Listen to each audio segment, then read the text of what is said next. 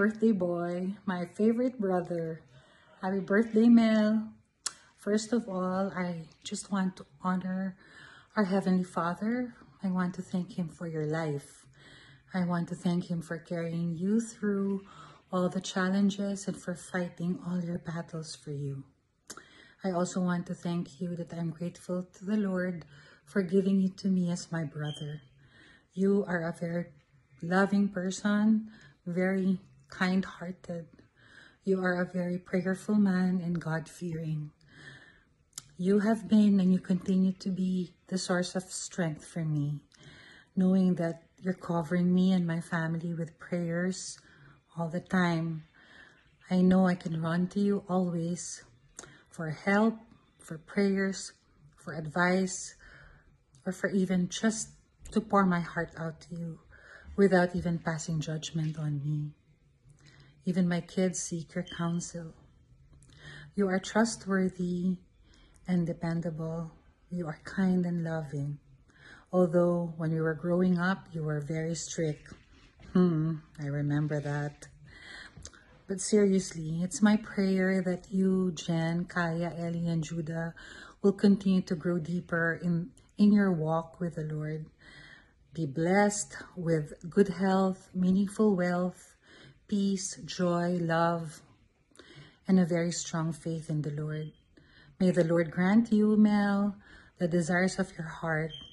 May you finish the race with flying colors with the help of our Lord Jesus Christ.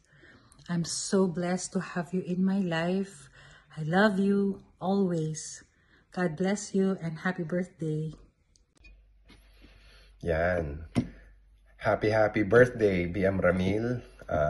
Today, siguro gusto ko lang kitang i-honor, no? Dahil malaking part ka sa family ko, sa buhay ko, sa personal life ko. And siguro isa sa big impact talaga sa life ko is nung nakilala ko ang Panginoon through you. Talagang nakita ko yung effort mo na i-disciple ako. Nakita ko yung kung paano kumilos ang Panginoon through you para mas makilala ko siya at para mas tanggapin ko siya. I surrendered everything, lahat.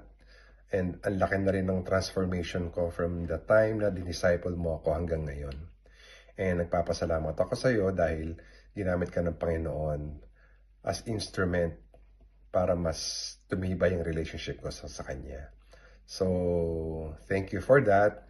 And ngayon mas nakikita ko na hindi lang pala ako ang dinidisciple mo na gano'n, no? Lalong-lalo na yung mga Sun Lifers, mga BM, SM, UM, and ang wish ko lang, sana pagpatuloy mo pa, mas lalo ko pang gamitin ni Lord para makapag-disciple ng mga, lalong-lalo na yung mga kalalakihan. Yan. So, salamat sa iyo dahil sa iyo malaki ang pinagbago ng relationship ko kay Lord.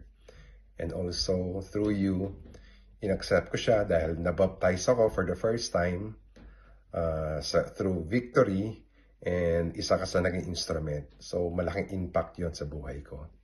And with that, my family and I would like to greet you a happy birthday.